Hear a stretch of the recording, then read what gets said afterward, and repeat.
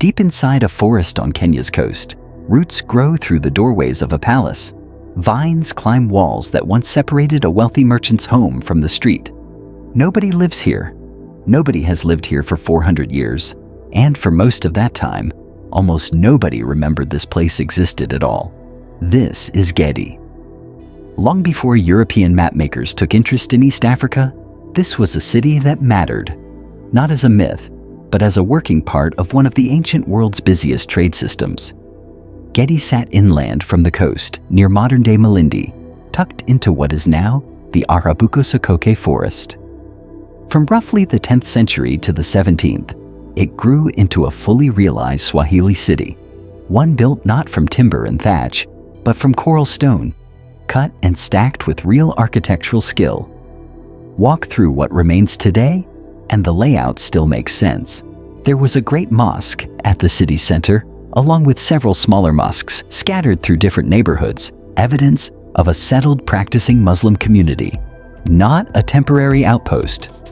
There was a palace with its own private rooms and courtyards, belonging to whoever governed the city. And there were wells, carefully built, some quite deep, engineered to keep a dense population supplied with water in a coastal environment where fresh water isn't guaranteed. None of this was built in isolation. Gedi's wealth came from the Indian Ocean itself. Ships arrived carrying Chinese porcelain, glass beads, and coins from distant mints, trading them for African goods, moving the other direction, ivory, timber, and more. The presence of foreign ceramics and currency in Gedi's ruins tells archaeologists that this small forest city was, in its time, plugged directly into a trade network stretching from the East African coast to Arabia, Persia, and India. This was not a village. This was a node in a global system, centuries before globalization was a word anyone used. And then, sometime around the 17th century, the people of Gedi left. Not gradually faded, left. Houses were abandoned with their walls still standing. The mosques went silent. Within a matter of decades, the forest began doing what forests do. It grew back over everything, root by root, until an entire city was folded into green. Why they left is the question that still doesn't have a clean answer. Some researchers point to conflict, the possibility that Gedi came under pressure from rival groups, perhaps the Oromo migrations moving along the coast during this period, disrupting the stability the city depended on. Others look to the wells themselves and ask whether the water supply that once sustained the population simply failed, whether the wells ran brackish or dry, making the city unlivable regardless of who controlled it. And others point outward to the wider Indian Ocean, where Portuguese ships had begun seizing control of trade routes along the East African coast starting in the late 1400s. A shift that could have quietly strangled the economy an inland trading city like Gedi depended on to survive. Archaeologists have not settled on one cause. It's entirely possible it wasn't one cause at all.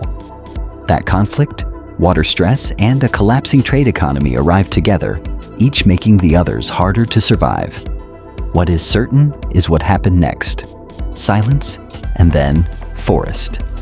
For generations, Gedi existed mostly as local memory rather than recorded history, a place surrounded by tradition and caution, where some communities regarded the ruins as inhabited by spirits and treated the site with a wary respect rather than casual curiosity.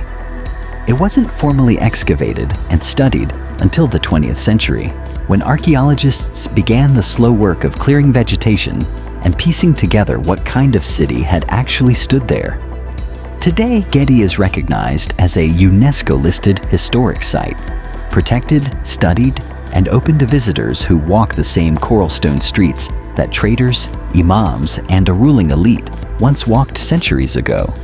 It stands today as a quiet correction to an old assumption: the idea that pre-colonial Africa lacked cities, architecture, or serious global trade. Gedi is proof otherwise. A Swahili city that built mosques and palaces, imported porcelain from China, and then, for reasons still debated, let the forest take it all back.